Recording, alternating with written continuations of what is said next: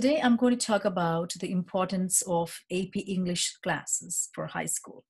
So, are you considering taking an AP English class at some point during your high school? You might have noticed that AP courses, basically two English courses, you have AP English Literature and Composition and AP English Language and Composition. Both AP English classes are courses and will consist of reading and writing assignments. However, even though the exam and the class formats are quite similar, the subject matter they tackle is very different. Many students review the structure of the exam during AP English Language and Composition tutoring session to help them feel more comfortable on exam day. That's why Arya Math Academy has excellent tutors who teach AP English. AP English Language and Composition, it's a course that teaches students how to write in several different forms, that including expository, narrative, analytical, and argumentative essays, also about different subjects. So collaborative writing exercises, other informal assignments, which our tutors will do in Arya Math Academy, allow students to develop a sense of how other writers go about their craft. Students, when they join our program, they'll work. Their work, is often returned from revision in getting students in the habit of producing multiple drafts in order to even produce the best work possible. The high school class also places a very heavy emphasis on reading nonfiction, including scientific journals, biographies, literary criticism. Learning to identify an author's rhetorical techniques in these mediums can make it easier for all the students to incorporate them into your own writing. For that, we have right now with us Noah Beit-Aharon, who's one of our very experienced English tutor, and I will be talking with him a little more so that he will share more about his experience with all of us. Thank you very much. Hello, Noah. I would like to start the very first question for our Arya Math Academy viewers to know about yourself, your education, and what all that you actually feel easy to teach in Arya Math Academy. Sure. So my name is Noah Beit-Aharon. I publish under the name NS Dolkart. I'm an author of so far 3 published fantasy novels. And one more hopefully on the way. And my education was interesting. I was homeschooled until high school, where in high school I entered public school at Newton North High. And from there I went on to Hampshire College in Amherst, Mass, where I got my BA in creative writing and some Jewish studies. And since then, I have been, I worked for 8 years in elder care and was writing that whole time. I've had some novels published, and now I'm mostly a stay-at-home dad. Thank you, Noah. The next question, which all our parents need to know, and even the new clients who would like to know more about our teaching, is your teaching philosophy as an English teacher. So my teaching philosophy starts from respecting students as human beings, and as people with their own stuff going on and their own minds that aren't necessarily for shaping so much as for educating, for teaching things that they may not know. Part of growing up with homeschooling is that we pursued our own interests to a great degree. And so I particularly like working with students on essays. That's my favorite, because we can really focus on the things that are important to them and on their voice, at the same time as we improve on structure and things like that, in order to really teach people how to structure their thoughts in such a way that reads easily and intelligibly. But I also, as an author, I'm also very attentive to grammar and punctuation and the kinds of little details that tend to trip people up on tests and in essays. And so, but I tend to like a sort of conversational style, and then we'll often work together on work. So when it was in person, we'd read something next to each other. We'd pass a computer back and forth if we were working on an essay or something along those lines. At this point, I mean, I think we would probably do a lot of screen sharing in order to work through things together. But that's what I can think of as an answer to that. And one more thing, is that because now it is everyone is going with a virtual type of teaching, which will definitely continue for many months going forward. What do you think is in your approach of teaching when it comes to students asking about certain textbooks? What type of books should we use? Basically, I'm asking about the 11th graders or, the 12th graders who have all this type of queries. The parents are having this type of questions too. So could you please explain what is your approach when you teach kids in this way? So my approach in terms of textbooks is I will work with you, whatever you have on hand. I've skimmed through different, whether it's the Princeton Review or Kaplan, and their philosophies may differ slightly, but it's mostly a matter of layout. The fact is that the tests are run a certain way, and a good deal of the textbook's job is just to explain how the test works, and what techniques are used to create the test, and therefore how you can improve the way you think about it, and how you can eliminate wrong answers and so on. It's a little harder now because I can't rush out and get whatever you have on hand, so that I can be looking at the same text.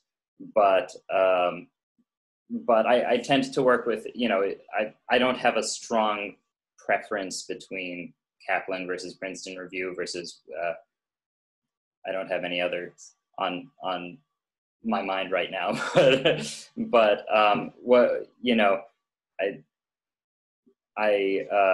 I can work with any way. It's really, to me, it seems almost more a matter of layout than anything else.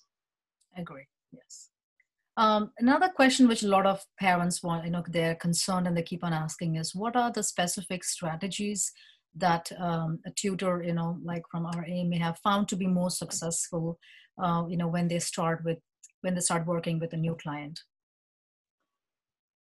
Well, I mean, it depends very much on what we're working on, because I've worked with students on their essay writing. I've worked with students on their multiple choice English SAT or writing SAT answers. I've worked on, when I say essay writing, I've worked on both the SAT essay and college essays. So, that obviously depends somewhat on what we're looking for. My approach to essays is that, to college essays, is that a student should choose a topic that really does matter to them and that they do know about and care about, and just write as much as they can for a first draft, not paying any attention to word count or anything along those lines, because it is much easier to shape something once you have something to shape. If you were to start pottery, you'd need to start with some clay. You can't just, make your outline for your pot, without anything to shape. And it's very much the same way with writing. You need to first put something out there, and then you can mold it, and you can cut certain parts and move things around and make it make sense. In terms of multiple choice questions to the SAT test, I tend to focus first and foremost on consistency, because in the tests they tend to throw their most of the wrong answers that they throw at you for the grammar section are a matter of matching. They're matching correct tense, correct pluralization, correct the same punctuation. If you have a parenthetical that is a parenthetical made with commas, then it's going to have a comma at the end and not just at the beginning, as opposed to a dash, or and so it almost doesn't matter what the parenthetical is. You just have to match it to whatever they already used or whatever they were about to use, depending on your placement in the sentence. And it's very much the same way with tense, with how many, whether you're in singulars or plurals, with pronouns, right? So many of the wrong answers that they give you are wrong, not because there's anything particularly wrong with that piece of punctuation or that phrase, but because it doesn't match what they already have elsewhere. So that tends to be my first focus when we're talking with students about multiple choice. Is there another section? Oh, with the essay writing for the SAT, I tend to focus. First, you have to read the question, but the good news is that nowadays the question is always the same, essentially. Mm-hmm. And so we focus on a close reading, on paying attention to what is and isn't evidence or data, because very often the student's eye will be drawn towards numbers as sort of the perfect data point to put in somewhere, but a number is not necessarily relevant or useful, and so I teach sort of how to look at an essay to find the most relevant data to your argument, and and to sort of read through the essay, picking out which things interest you or you want to work on. So the first step, as far as I'm concerned, is always to figure out what the original, what the passage's author thought their point was. What point were they trying to make? And then you can make your own point. First, you sort of restate their thesis, and then say whether you think it would have been strengthened if they had done things some other way, or if you think it was a very well, if they had good evidence and so on to support their thesis. Because what you're really being asked to do is to analyze how they do what they're trying to do. So the first step is to say, this is what they're trying to do. And then the second step is to pick apart how they did it. And therefore, you're allowed to have an opinion. And a lot of students don't realize that you are allowed to have an opinion as to whether they did a good job or not. What you shouldn't have an opinion on is, you can have an opinion, but what you shouldn't be expressing an opinion on is the underlying truth or falseness of what they're saying, right? So if they are making an argument that,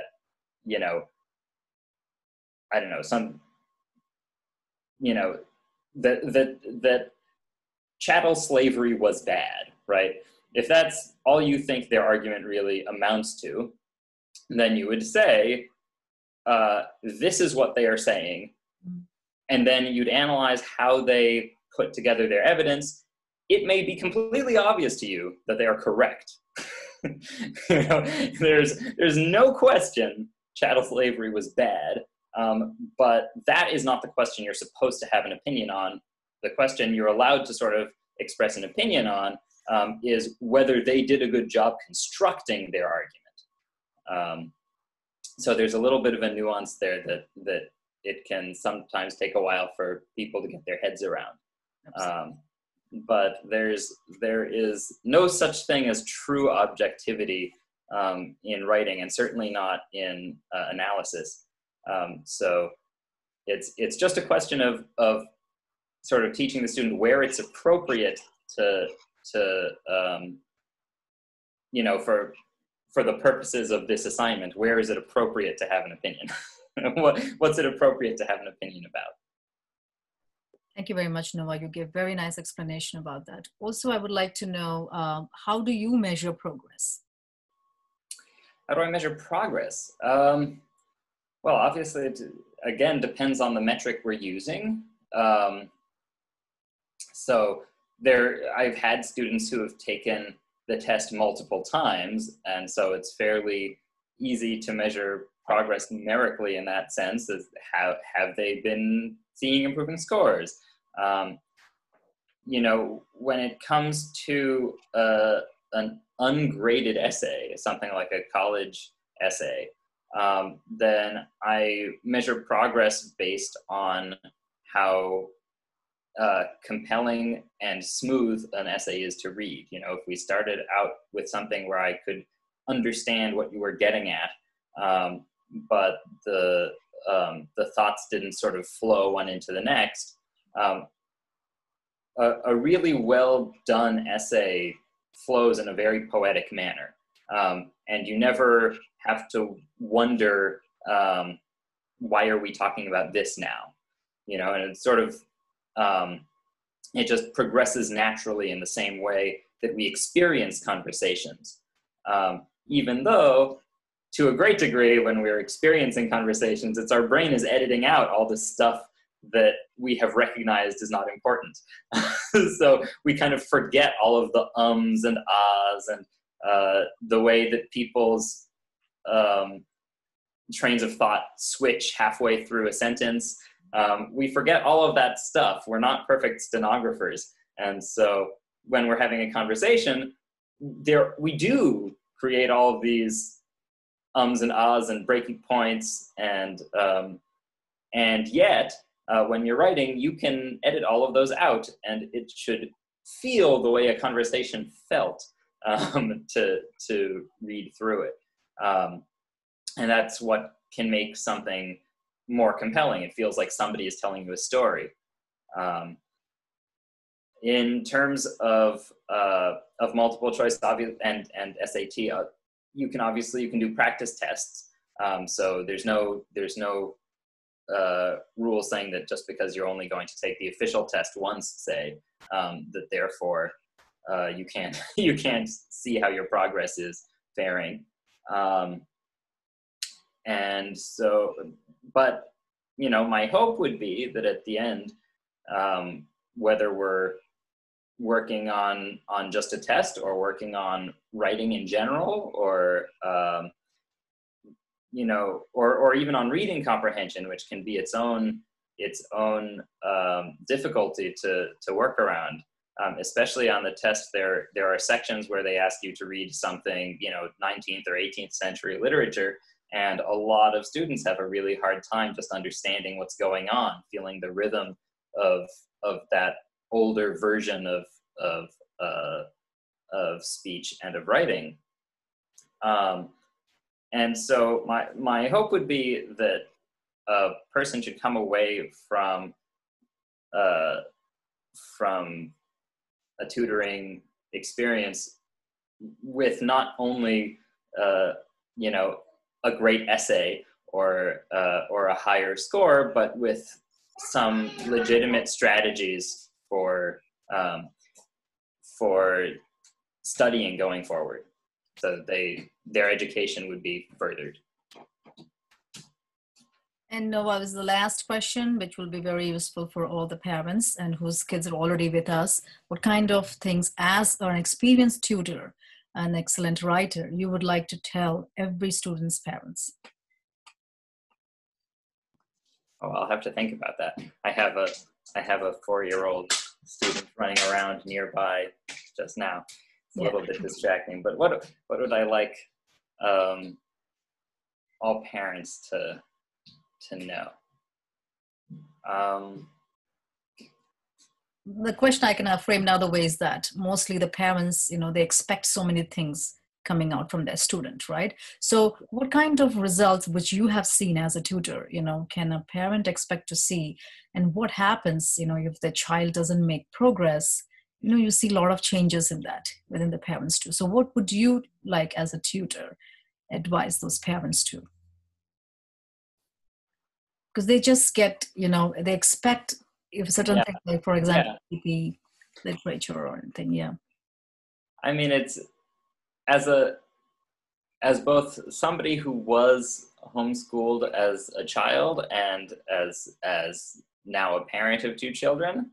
Um, my biggest hope is that parents in general should be seeking out what will be positive and fulfilling for their children, which is not always our hopes for them.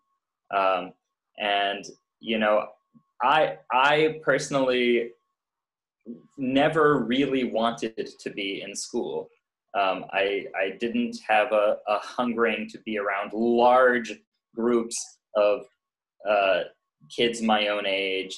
I was just fine with having 3 friends and hanging out only with them, and that was enough. And my daughter adores school, and she has wanted to be in school since she was 2, and I couldn't understand it, and I still don't understand it. I love history. My daughter is not interested in history. She just wants to talk about math and science, and she writes and she draws, but she doesn't want to hear about history. And that is, painful to me to hear that anybody doesn't want to know all about history and isn't fascinated by it. But I still have to respect what she wants for herself and what interests her. And so my hope is that students, parents will